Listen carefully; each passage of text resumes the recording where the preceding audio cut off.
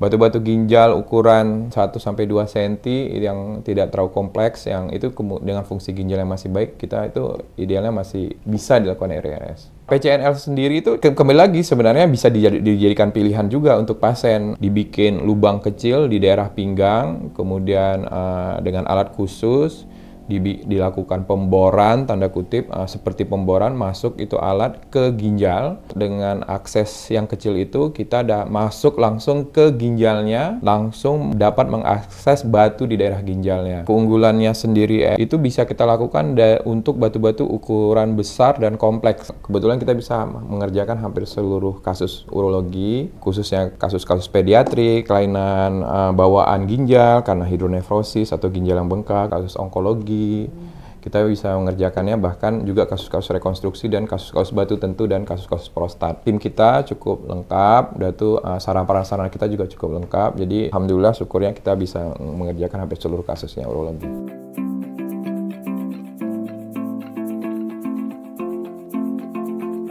Secara umum sebenarnya batu ginjal itu terbentuk karena 3 hal, karena bawaan badan, karena pola makan, dan karena pola minum yang nggak benar. Dari ketiga kombinasi itu bisa terjadinya batu ginjal. Di mana dari 3 itu yang bisa kita intervensi, yang bisa perbaiki adalah pola makan dan pola minum.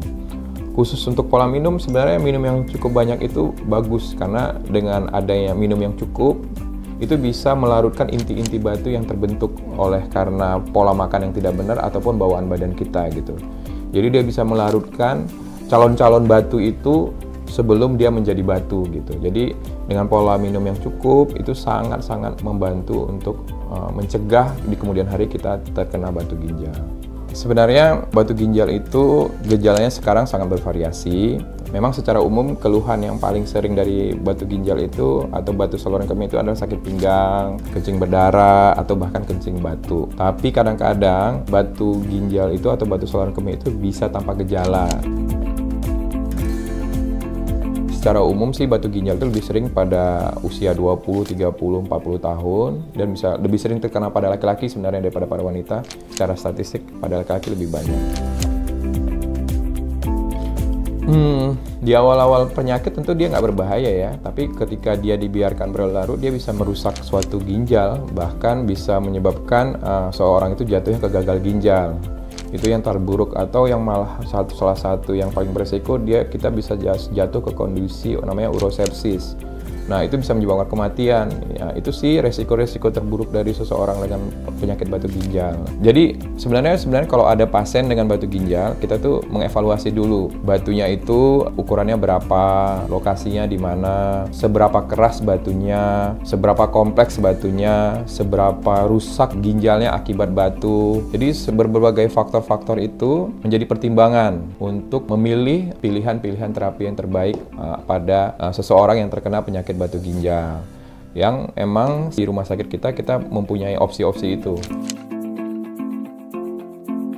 RIRS itu panjangannya itu retrograde intrarenal surgery, atau nama lainnya juga bisa kita sebut flexible URS. Jadi itu sebenarnya kayak seperti tindakan endoskopi, ada alat khusus seperti belalai gajah yang kecil, masuk dari saluran kencing, naik ke saluran ureter, naik terus ke atas hingga ke ginjal. Keunggulan alat RIRS itu dia bisa menghancurkan batu-batu yang ada di ginjal, baik yang karena gagal sebelumnya oleh tindakan-tindakan SWL ataupun batu-batu ginjal primer yang kalau di zaman dahulu kala sebelum berkembangnya teknologi itu harus dibelek atau harus diopen. Basically sebenarnya RIRS itu bisa dilakukan untuk batu-batu ginjal yang tidak terlalu kompleks dan bisa juga dikerjakan untuk batu-batu ginjal yang cukup besar gitu, yang tidak ideal lagi untuk dilakukan SWL atau yang udah gagal dilakukan SWL itu bisa ideal untuk dilakukan tindakan-tindakan RIRS. Biasanya sih batu-batu ginjal ukuran 1-2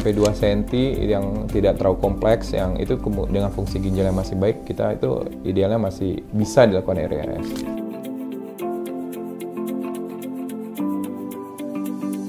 PCNL itu kepanjangannya ada percutaneous nephrolithotripsy. Jadi kita itu seperti dibikin lubang kecil di daerah pinggang, kemudian dengan alat khusus dilakukan pemboran, tanda kutip, seperti pemboran masuk itu alat ke ginjal. Dengan akses yang kecil itu kita masuk langsung ke ginjalnya, langsung dapat mengakses batu di daerah ginjalnya. Keunggulannya sendiri itu bisa kita lakukan untuk batu-batu ukuran besar dan kompleks. PCNL sendiri itu kembali lagi sebenarnya bisa dijadikan pilihan juga untuk pasien, karena keuntungannya PCN dia akses langsung dibuat gitu. Jadi tapi kerugiannya ada luka kecil di tubuhnya, sedangkan RIRS perlu 2 stage atau 2 prosedur untuk baru bisa dilakukannya RIRS. Itu sebenarnya opsi-opsi yang bisa kita berikan ke pasien sehingga menjadi pertimbangan pasien pilihan mana yang ideal atau yang mau kita ambil bersama gitu.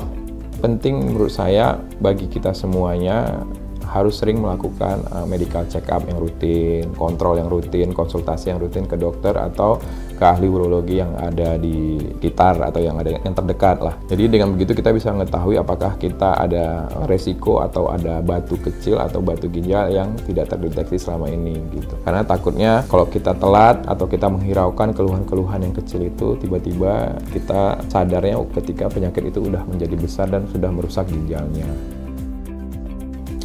Khusus kita di Urologi Mandaya itu, tim kita di sini kebetulan kita bisa mengerjakan hampir seluruh kasus urologi, khususnya kasus-kasus pediatrik, kasus-kasus kelainan bawaan ginjal karena hidronefrosis atau ginjal yang bengkak, bisa juga karena kelainan pada kemaluannya seperti hipospadi atau hidrokel atau hernia pada anak gitu-gitu, kasus onkologi.